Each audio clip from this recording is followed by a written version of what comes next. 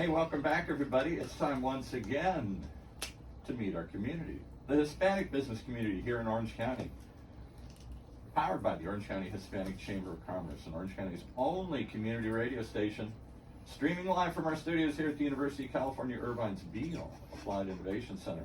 And today we're talking the future. We're not talking about the past. It's all new out there, right? Manufactured housing. That's right. Tell me about this. That's right, Paul. Thank you again for everybody tuning in here at our community podcast show powered by the Orange County Hispanic Chamber of Commerce. I'm your host, Senior Vice President here at our OC Hispanic Chamber of Commerce, John Gutierrez, para servirle. And we have another special guest with us today. This young man, an entrepreneur, new member of our chamber, Jesse Bejarano, who is CEO, founder of Bejarano Property Group. He's the Chief Executive Officer. He will be talking to us today about housing, dealership, and real estate sales team that he has put together, which is a great group, dual license through both the Department of Housing and Community Development and the Department of Real Estate. Welcome, Jesse.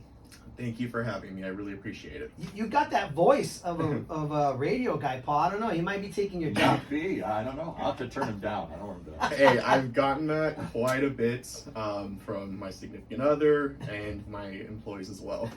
Paul, can I get a little bit more sound over here, please? I think, there we go. How's that? There you go. We're good. Thank All you right. very much.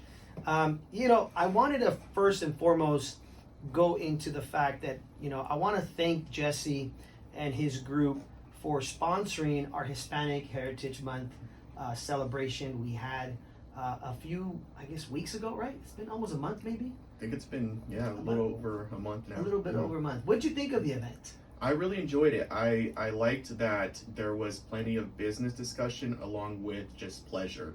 People were drinking, dancing, the music was great, interacting with everyone from the business standpoint. All of it was just, it all flowed very well together. Yes, and that's, again, here at the Hispanic Chamber of Commerce, our goal is to bring people together, the business community, a lot of nonprofits, and provide a platform and an event that hopefully you as a new member can benefit, right, from the networking aspect of it. Absolutely. So I did sponsor the event, so I was able to set up a booth, and that same day I blew up a bunch of images that were relating to my business, manufactured homes as single home development, and secondary units. And once people saw the poster boards, they started coming up to the table. I was able to interact, and I met a lot of good people and exchanged a lot of business cards, followed up with an email later that week, and just had some good interactions at that time. And we're going to get into that a little bit here. We want to dive into, you being such a young entrepreneur, and we want to make sure that some of our listeners a lot of times are part of our youth chamber or the community, where you were motivated to do this, right? Where it all started. But first and foremost, let's just let people know a little bit about you. If you don't mind sharing, maybe just where you grew up and a little bit about your family, whatever you feel, because we want the listeners to get to know you a little bit. Yeah, okay. So my name's Jesse Bejarano. I am 31 years old, and I was born in Fountain Valley, raised all throughout Orange County. We moved at least 12 times by the time I hit high school.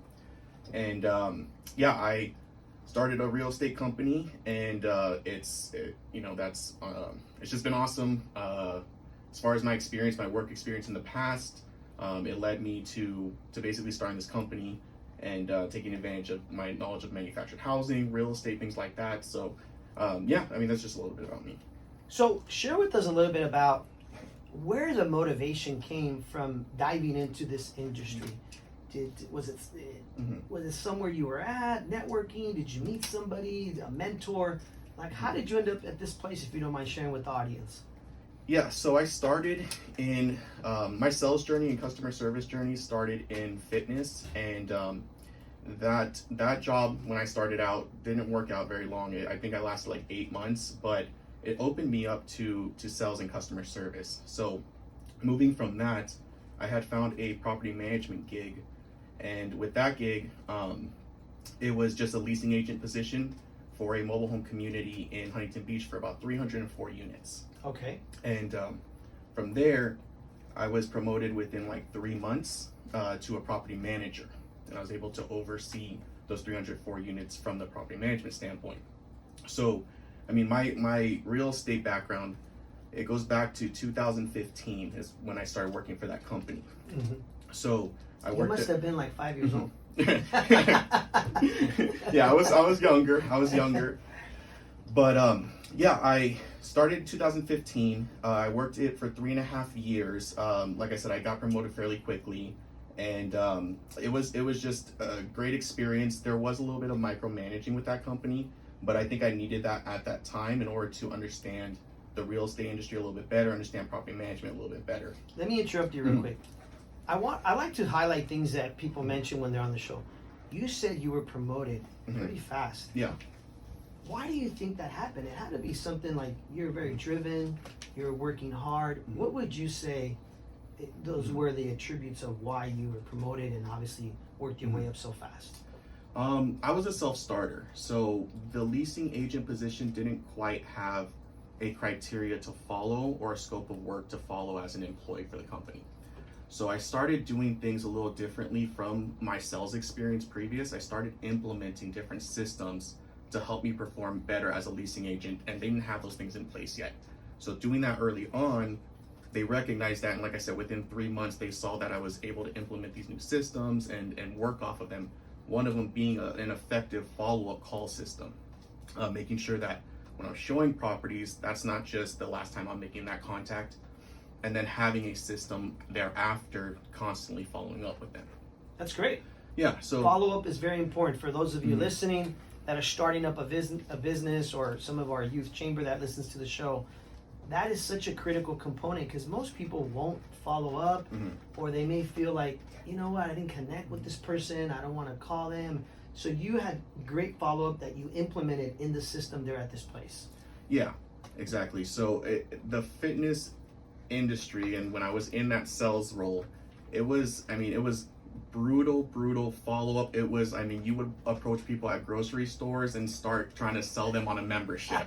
It was intense. You know, you're the second person to say that on our show. Yeah. DJ Bebo, who was on our show, Okay. he worked for one of these fitness gyms, and he was telling me that yes, the it's hardcore like sales, right? But it also prepares you, right, for later, I think. It does.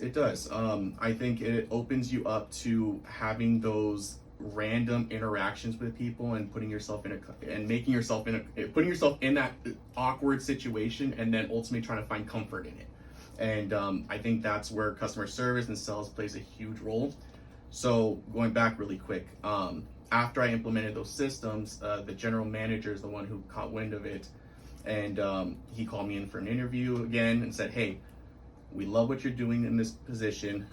We want to promote you to a property manager. It's gonna take some time to get you on board and trained with that position, but we do see that role fitting with you." What is a property manager for people that don't know, or can you just share a little bit about what a property manager role is?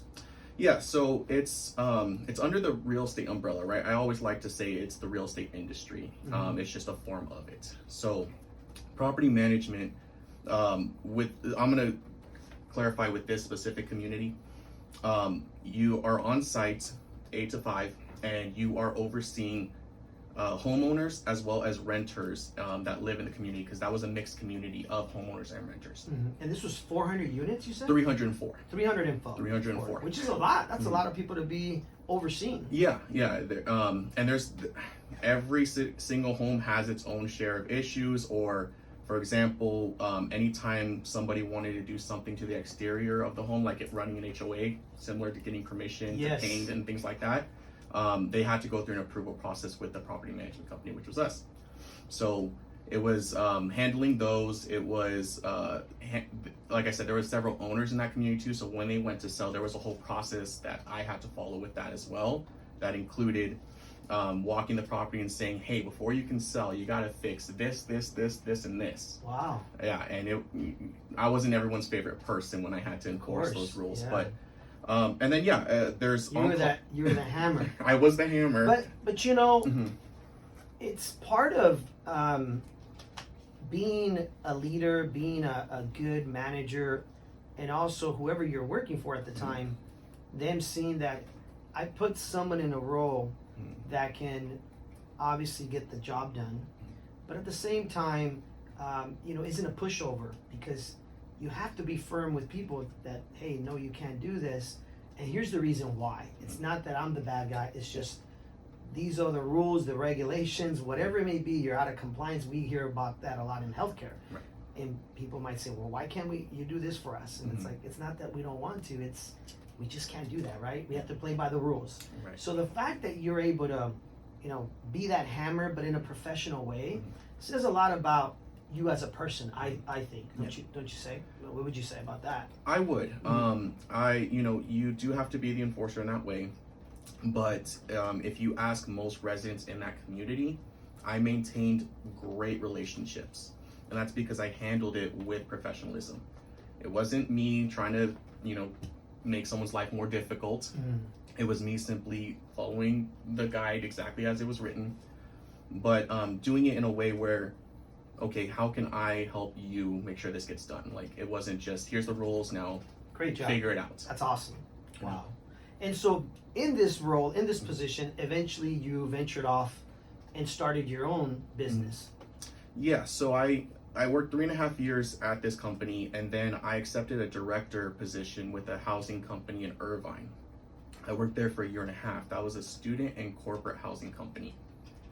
But because of COVID and the travel bans and schools were no longer allowing in-person sessions and things like that, the company had to let go about 90% of their staff. Wow. And they're actually right across the street from UCI. They're local. Okay. So after 1.5 years of doing that, so COVID really impacted you. Yeah, definitely. So after I left there, I just said, you know what? I feel like I've developed enough experience that I can venture on my own and be completely comfortable doing so. And the only reason is because I had tried starting a business in my early 20s, and just, it showed me a little bit more about business at that time. But I knew I needed to develop skills from then on. And then once I got let go of this position, it was like, okay, now is the time to do it. I have my licenses, I have my business already incorporated, it's all ready to go. So I just ventured off and started a real estate business, and then I obtained the dealer's license with the Department of Housing, and that allowed me to sell factory-built homes directly from factory to buyers who own land or who currently lease land, like in a mobile home community. That's interesting. I recently ran into a gentleman at a grocery store. I was in there and he was just shopping, and we started talking, and he saw that I had my OCHCC shirt on, and he asked me what that was, and I said, I'm with the Hispanic Chamber of Commerce, and he said to me, I've been looking for somebody like you for a long time. And I'm like, why? He goes, I have this piece of land out in the middle of, I think it was like Victorville or something like that, right? Victorville. And he's like, and I want to put a property on it. And I need to find somebody or someone that can help me with the funding of being able to put, but he didn't want just a property, he wanted a venue, right? He wanted to put like a business venue. Okay. And of course, here at the Chamber, for people listening for the first time, we're connected with the SBDC, the Small Business Development Center, right? That's one of our partners here. And so right away I said, here's my card, email me, and I'll connect you with one of our consultants at the SBDC and see how they can help you with, this venue or the funding and all this. So if somebody has a property out there and they're trying to put a home, that's where you step in and can help them. Correct. Okay. So right now we're revamping a lot of things, our website being one more interactive and allows a potential customer to come on and say, like, okay, I understand, like, they can navigate our website and understand the process a little bit better. So we do everything virtually, where we don't actually have the structure built. We sell you the idea of it, and then you can place whatever you want as far as like finishes, what the home should have, what you don't want to have, what alterations you want to make to the structure. And then once we have that order form, we place that with the factory and they build it to whatever you want it done. Is there like a pre-deposit that people have to put in, or is it like like you have to pay everything up front, or how does that work? Yeah, so there would be a 25% deposit up front, Okay. and then the remaining balance is due after construction, after it's done built. As they're manufacturing your home, are these people getting like updates or something? There's like a communication there with you and Absolutely. I'm assuming the manufacturer. The build's only 3 to 4 weeks. That's it? That's it. To build a manufactured home from the factory, it's only 3 to 4 weeks. So Wow. there's not very many updates. I mean, we can schedule a factory tour so they can come and check it out when it's done with one part of the process. Okay. They can schedule with us. We can go meet them at the factory and give them a tour, and then we can show them their unit where it's at that point in time. But it's a very, very streamlined, quick process. When I was at Chico State in college, one of my good friends took me to his dad's property that he had bought this land. And we walk into this home, and as we're sitting there, the dad happens to tell me, this is a manufactured home. Yeah. And me being in college, I didn't know what this meant, right? I was like, what do you mean? He goes, they built this home in a factory or somewhere else, and then they brought it in pieces and put it together here. Right. Is this kind of what we're talking about here? Yeah, so with manufactured, they can come as a single wide, which is just one piece coming down, Okay. being transported, and then they can also come as 2 pieces or 3 pieces, double wide or triple wide. Now, if you're talking like a panel system, you're referencing more of a modular home build. Okay. So we don't do modular because a modular manufacturer can sell directly to consumer. Oh, okay. Manufactured homes cannot. Okay. Manufactured homes, the factory has to go through a dealer, which is what we are, and they would have to go through us in order for us to sell the home. And yeah, I mean it could very much be a manufactured home that you're referencing, because the construction and how beautiful they're being done now, you can't tell the difference. I couldn't, and that was back then. This was like 20-some years ago, or more. Yeah. I mean, it was like, wow, I would have never guessed unless you told me. Yeah. The home was it was nice. Yeah. And so let me. I know Paul asked a question here. I think sometimes our viewers ask questions, and he said, "Where is the factory? Is it local? Like how far? Like usually, is it somewhere nearby?" Yeah, so it's in Riverside, the factory that we work with. We also have one up in the Bay Area, which is Redmond Homes. And yeah, I mean, depending on what area you're looking to do it, the factory can transport them all the way from the Bay Area if needed, if the price makes more sense to you. Oh, really? Yeah. Wow. And what would you say are the biggest, I don't know, challenges, or I don't know, just things that people ask for or look for when, wanting one of these homes? So can you clarify that one more time for me? Like challenges, maybe like, or maybe not challenges, but maybe let's just look at like, if somebody for the first time is gonna do this, Right. what are some of the questions that they have the most concerns with, or just kind of like they ask you the most? What's common when going through this process? Would you say? So the process I gave you was a 3 to 4 week build, right? Yes. That is me and our company operating just as a dealer. So we're just selling you the home, and that's it. You kind of have to figure out your whole contractor situation, your architect, designer. You have to work with the county, you have to work with the city, whoever is governing that, and handle the whole permit process. That's like, if that process right there is if we're working with an experienced investor or a mobile home park owner, somebody who's been through this process before. Now, what we have found is our value is not just selling a manufactured home from the factory. 3 to 4 week process isn't what we look to do.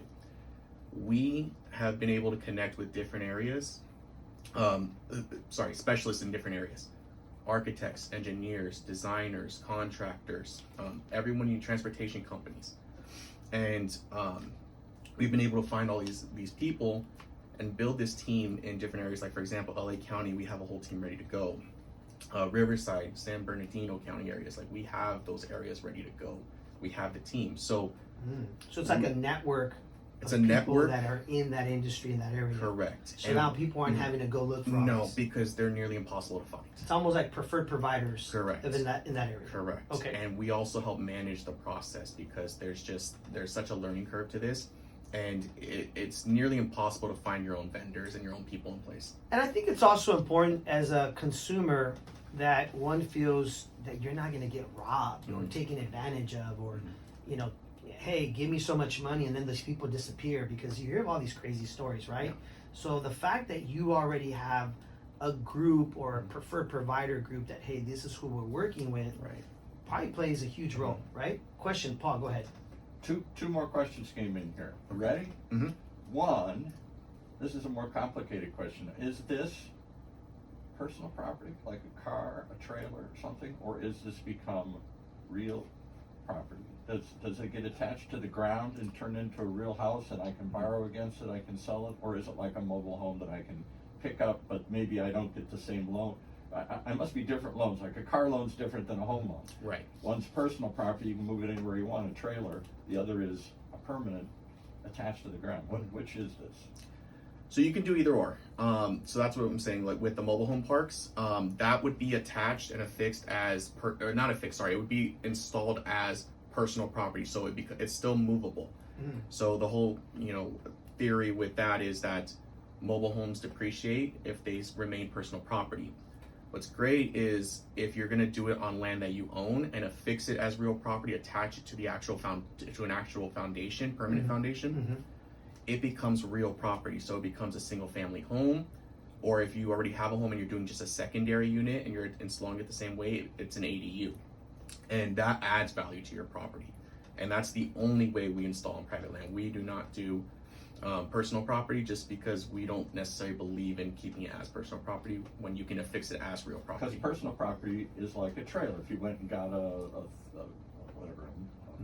mobile trailer, and you put it in your backyard, like a car, that goes down in value continuously, the older kids. Yeah. But if I attach it to the ground and I sell the houses go up in value. What's an ADU? Because people will ask that. You Yeah. just said that word. I know what an ADU is, but explain that to me. Yeah, an accessory dwelling unit or a secondary unit. So if you have a, especially in OC, because we're such a dense area. There's a whole new law that came in with ADUs in Orange County. Yes, The yes. attached garage is like a whole different property. You can rent it out, right? Yeah. So ADUs has become a very popular word lately. When Governor Newsom signed the bills in 2019, 2020, making the local ordinance a lot simpler to process and approve an ADU application, as well as streamlining it, there was a bunch of ADU companies that just started popping up, for sure. Interesting. Prefab ADUs and stick built, right? But the benefit of prefab, which is what we are, right? Manufactured or And modular. stick build is what we traditionally just building a framing and building the house. Like what you Okay. see, Building on site. like Tough Shed, right? That you hear all these Tough Shed people that build these, right?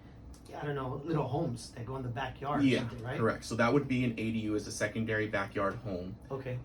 And yeah, you can stick it on like just a mobile home and keep it as personal property. You can affix it as real property, but that's what it is a secondary home on your lots. So the next question is cost. Does this save you a bunch of money if they just bring the house and plop it on the ground, as opposed to building it like you just build it from the ground up? Yeah, it's about a 30% cost difference, and that's provided by a study done by Harvard. 30%. 30% savings from Wow. stick built versus manufactured built. Interesting. Mhm. Well, it's probably because in the manufactured industry, like you said, a lot of it is already pre-made, ready to go. I mean, it's a system. It's like a machine, right? And like you said, in a 3-week period, if it can be put together, it's because these are kind of the, I guess you could say, the modules or the examples that you kind of have to stick by, right?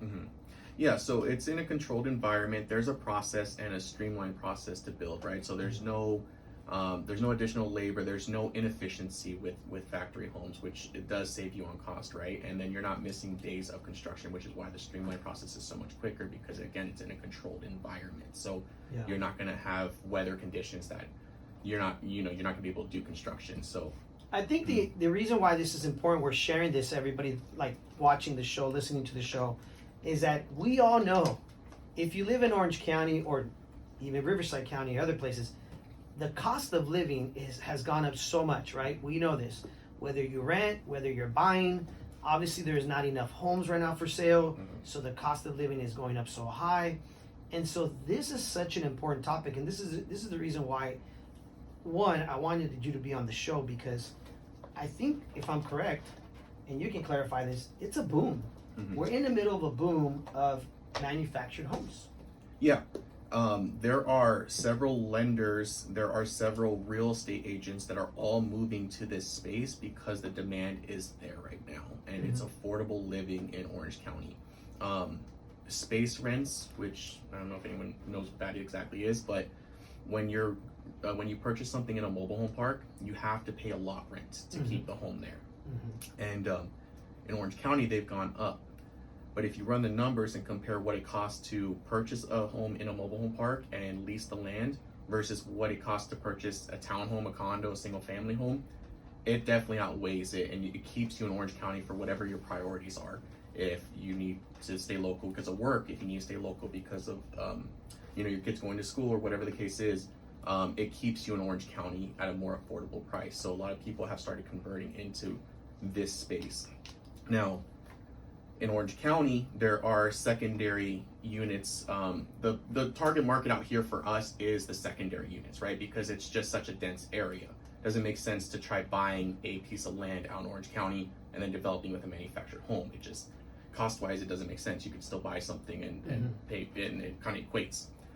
But if you look into like LA County areas like Acton, Valverde, Castaic, if you look into Riverside, San Bernardino County areas, you'll find land out there anywhere from $25,000 to $100,000. It's interesting you bring this up because this past weekend we were in Hemet, actually Hemet Temecula area over there, visiting a friend of ours. You might have seen me on my social media, who has a 40-acre ranch of land that he bought. I want to say like 5 years ago, and he's added a lot of things to it, and all the family was like, "This is so much fun. We've been out there 3 or 4 times." And some of the nephews were like, "We should buy some land out here." So they started going online, and there's this group text going around, and they found like I want to say it was like 20 acres of land for like 200,000, right? Yeah. And they're like, "We should look into this, and we should," and of course it's just all land, and you got to clean it up and make it look nice. And then the conversation came up, as far as a property, a home, and things like that. So I'm assuming a lot of these places is where people are buying land and then bring somebody like you in to say, "Hey, we want to put a manufactured home here," right? Correct. So we are also part of the Greater High Desert Chamber of Commerce, and a lot of our business, our single family home builds with manufactured homes is out in those areas because it is a rural area, but it is a developing area.